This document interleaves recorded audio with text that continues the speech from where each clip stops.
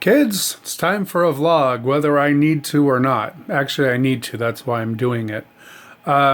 This is the face of someone who has been in an extreme psychosis all day long. Extreme psychosis. I haven't ever felt anything like it. It was an experience, but I want to document it like I do everything else. And I'm going to go with the starting on day 15, I think. Day 15, day 16, 17, I don't know, something like that. I started a drug for my psoriasis and psoriatic arthritis called Otezla. And I take a lot of drugs for other things, for diabetes and blood pressure and mental diseases and you name it. I take drugs for it. Anyway, so lots of drugs. Anxiety, depression, psychosis, schizophrenia. They call it schizoaffective disorder. It just kind of wraps it all into one lovely little bundle. Anyhow, Otezla is a brand new drug, and it is very expensive, and it is designed for people with psoriasis and psoriatic arthritis, which are autoimmune diseases, basically to, chemically change your body so it stops fighting itself, which is a huge thing.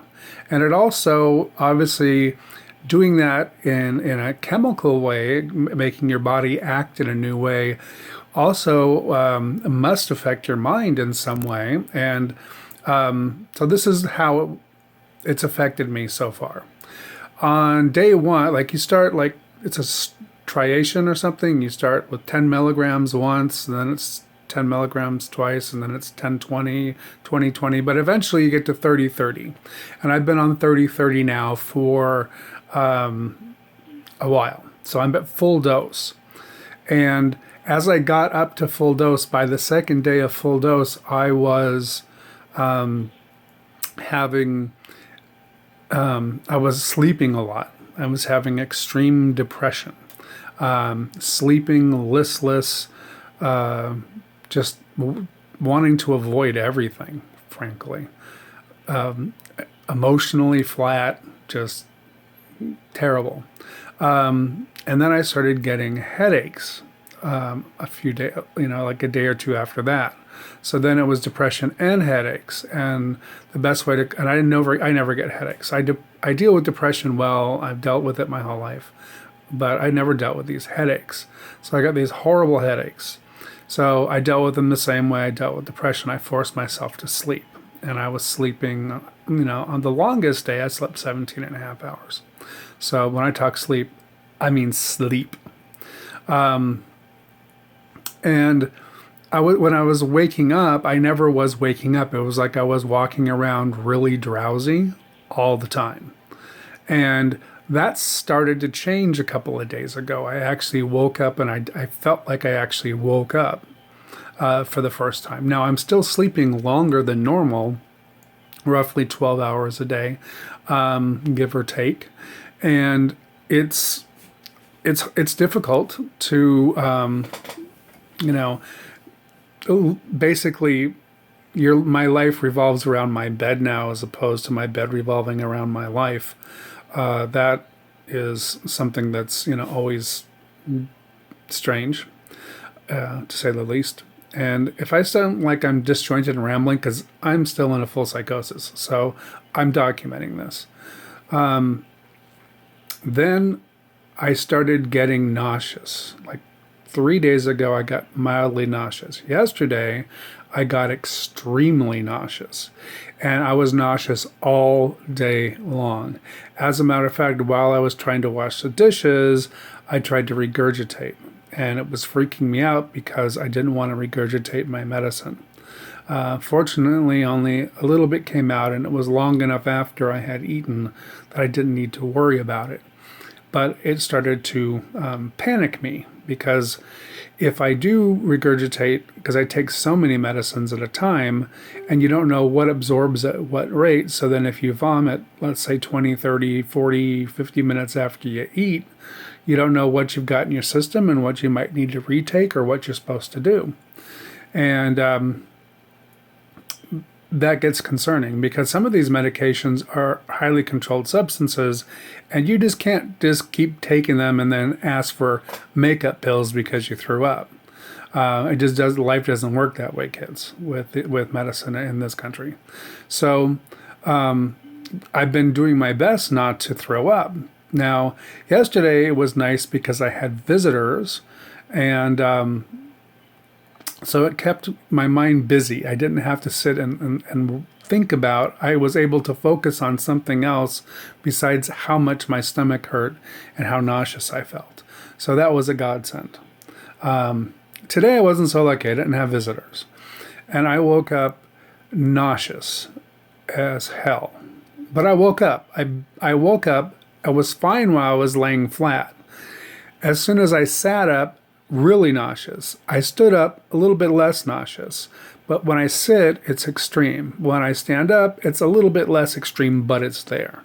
And it's kind of like a toothache. You just can't not stop thinking about it because it feels like at any time you're going to vomit. But today was even stranger because my senses are now all fucked up. And when I mean fucked up, I mean fucked up. So, for example, I love, like most people, the smell of bacon. And I love to eat bacon. Bacon, bacon, bacon. Today, the gatekeeper made bacon in the morning, and I smelled something, but I didn't smell like bacon to me. And I said, God, what is that awful smell? It's ghastly. And he's like, I'm making bacon. You love bacon. What's wrong with you? And I'm like, I don't know, but it just, I just want to vomit. I can't, awful. And it really bothered me. And I'll skip to last night when this first started. The smell of bread, and it wasn't strong because it's, regular packaged bread you get at the supermarket, and it wasn't freshly baked. And so bread doesn't have has a very light, innocuous smell. And last night I had to force myself to eat a sandwich so I could take my pills. And just the smell of the bread alone, I just wanted to die. I mean, I literally have to breathe out of my mouth until after I finish eating. That's just how bad it is. And it's weird because I don't smell things the way they're supposed to smell. And then I smell other things that smell like things they aren't. So it's screwed with my sense of smell completely. It's also screwed with my sense of taste. For example, tonight I had to again eat. Now there was still bacon left over from the morning trauma because I didn't eat mine. And there was a nice tomato in the refrigerator that was new. And so I wanted, basically as close to a BLT as I could get. At least I got the B and T. BT. So I made this and I thought, well, that will be good. And the acid from the tomato will do something. Well, the acid from the tomato just kind of cut most of the flavor out for the whole sandwich, which is a good thing because I was still extremely nauseous and I was like trying, I was praying as I was eating, like, please don't throw this up. And then I really didn't taste the bacon. And then suddenly about halfway through the sandwich, I started tasting something that tasted like old, nasty fish. And you just can't get that taste out of bacon or tomatoes or a brand new jar of mayonnaise that I had just literally opened up, or wheat bread. Or any combination of those things cannot taste like nasty old fish. And that's what I was tasting. And I was like, oh my God, this is going to make me throw up. And I kept saying, just get through it. This is not fish. This is not fish. It's a hallucination. It's not fish. And I got through it. Also, late this afternoon, I finally gave up about 1 o'clock, and I said, I just can't take this. The pain is too much. I went to bed, and I slept most of the afternoon. And I woke up about 3:30, almost 4 o'clock, something like that. And I was fine when I woke up, and as soon as I sat up, that started again, and it was really bad. And I'm like, okay, I've got to go do my dishes and clean up the dog poop outside.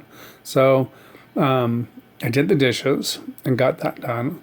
And I didn't vomit while I was doing the dishes, so that was, at least something better from the day before.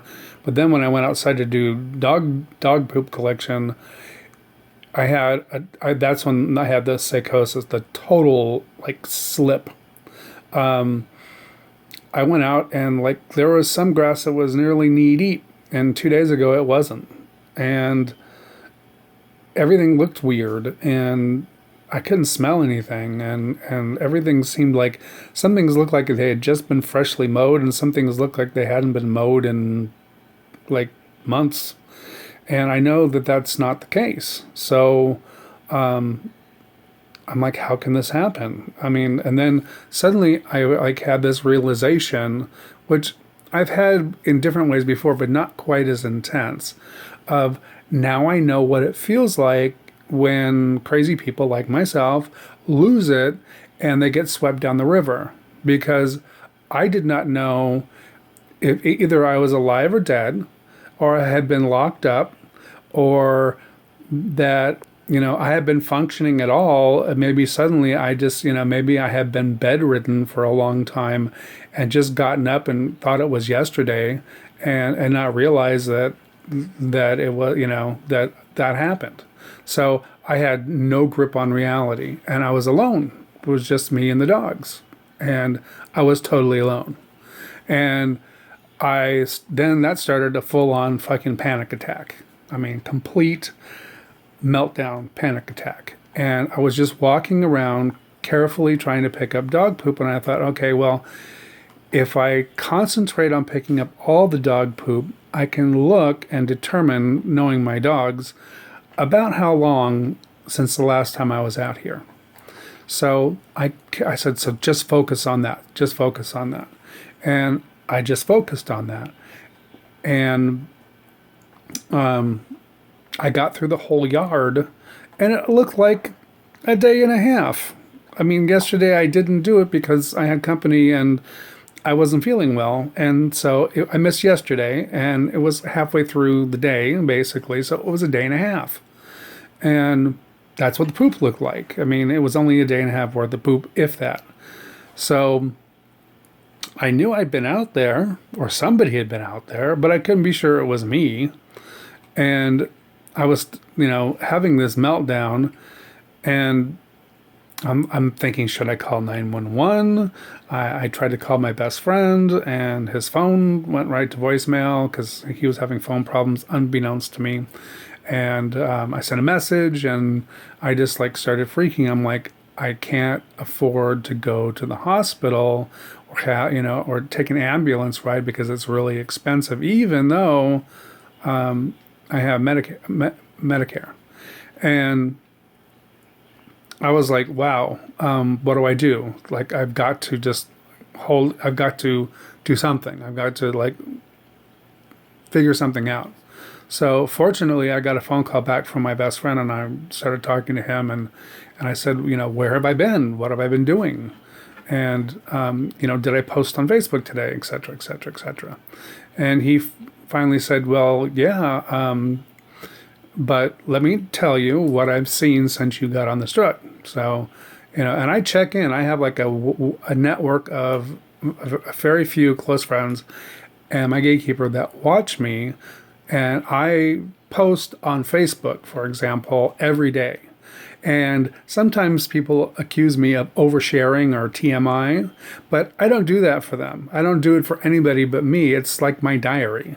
And it's a record of what I go through with all these different things that I have and all these different medications, not only so that, maybe somebody else feels like they're not alone, but also as a historical record for myself, because as much as I'd love to write a book about all the fun this is, which is not, that's the best I can do. So is, type a few words and say, this is how I'm feeling, or this is what I'm experiencing. Now, some people might think, well, you're just trying to get attention because you're sick, or sympathy, or pity. I hate pity. I despise the concept of pity. So it's certainly not that. It's just me keeping a diary. And it has nothing to do with, I don't want to hear about, oh, I hope you feel better, or anything like that. That's not why I'm typing. I really, because half of the time, some of the things I see, I know, I can feel are totally insincere. Some of them are sincere, but but my adventures otherwise, some people find my life rather entertaining or amusing, or at least interesting or fascinating or freaky.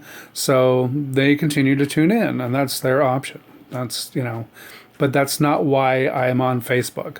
I'm on Facebook because I found Facebook and realized it's a way to keep a journal or a diary that I can access like forever if I have to, at any particular day.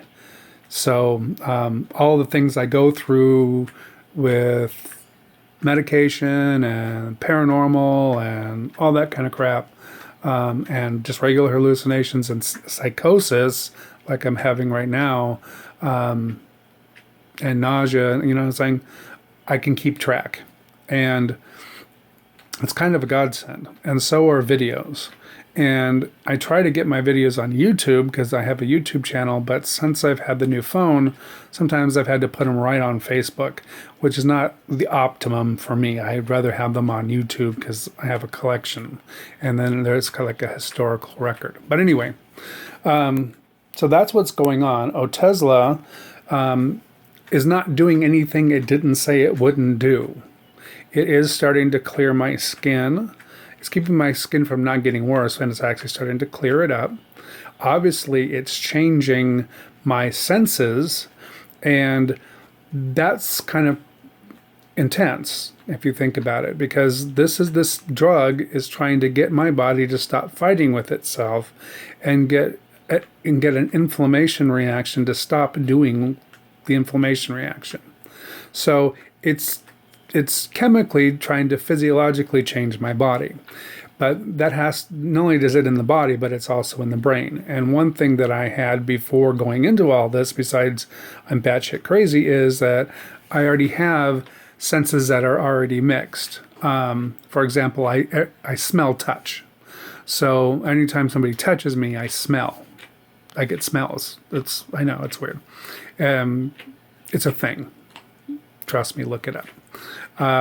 So now I'm not tasting things that are not supposed to taste like they are. I can't trust my nose. I can't trust my eyes, my ears, or anything else. And so all the senses are really screwy right now. So this is, I guess, the next phase of this getting used to or doing whatever it is this thing does. It's just disturbing. It's disturbing to me. I had I don't have full-on panic attacks. I have anxiety attacks, but not panic attacks. I had a full body sweat meltdown panic attack. Like I said, I nearly called 911, or I was about to curl up in a ball in the bathroom and just wait for something. I don't know what, but just wait. Because I've trained myself to do different things to keep myself safe, in case I lose it, because I've lost it more than once over the years. It's not something that never happens. It happens. So I've had to train myself to deal with it. And for those of you that that have medical issues, maybe not just psychological, but physical, and you start mixing drugs, they are going to screw with your mind, and they might start causing you to have psychosis, and you don't even realize you're in psychosis. So by documenting, what it feels like or what I go through when I have psychosis, because I've had it before. The first time I had psychosis, I had no idea. I just was happily living my life in psychosis. And, just thinking, well, this is totally normal. And it wasn't. I was totally psychotic. And the doctor said, you had a really strong episode of psychosis. And it wasn't due to a brain medication. It was due to taking an anti-inflammatory. And it put me in psychosis. So I guess Otezla probably is like, that makes the other thing look like nothing. I mean, this stuff is like hardcore. And so obviously I'm having, I guess, anti-inflammatories to some extent affect me by putting me in psychosis. So that's that. I'm still nauseous. I'm feeling a little bit more, the gatekeeper's home, so I'm feeling a little bit more like everything's okay, like I'm, still alive, and I haven't been bedridden for weeks or months or 5 days or whatever, because he's assured me that I've been functioning to some level of extent over the days, and he says, you've been sleeping a lot more and looking very tired and acting like you're not really awake. So this is what I'm dealing with.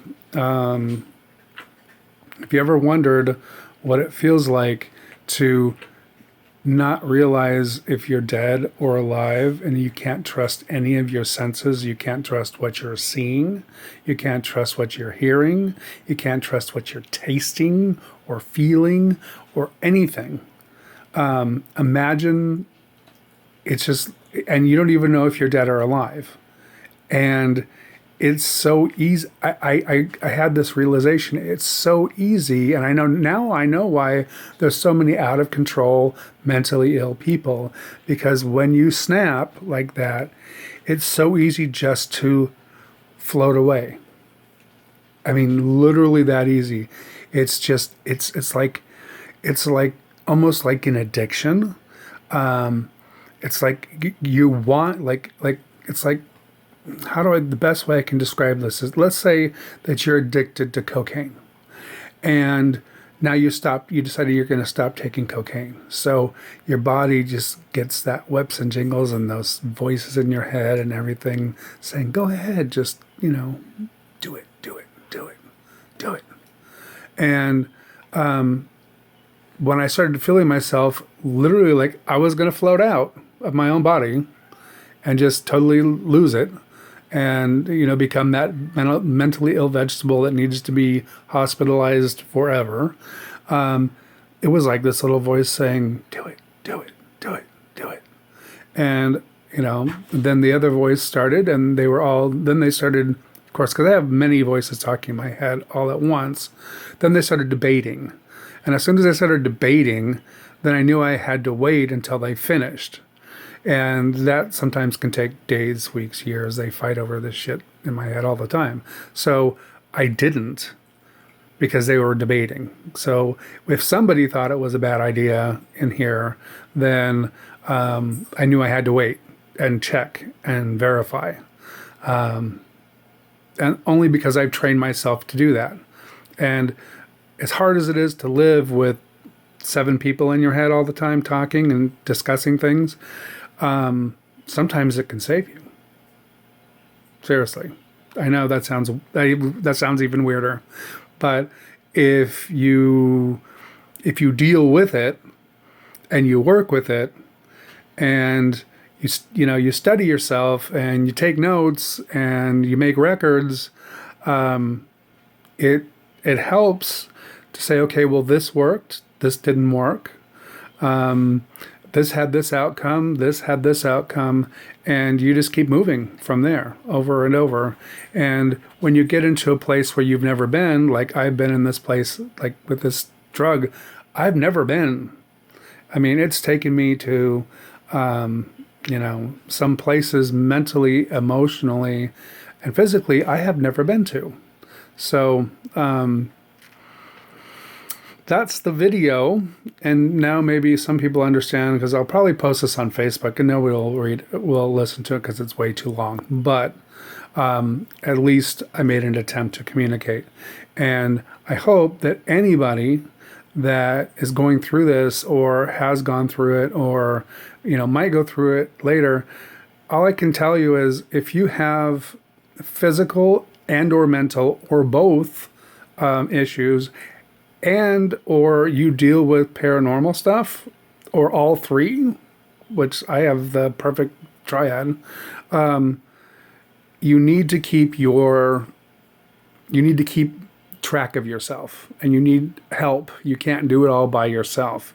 You need to have like a security web, both that you do and that you communicate with people that you trust regularly. And it doesn't have to be a whole lot of people. You only need 2 or 3, and you need to, and they have to be kind of disjointed from each other so that they're not in collusion, because you can get paranoid about that. So that's my recommendation. And anyhow, I will hopefully see you guys again. Ciao.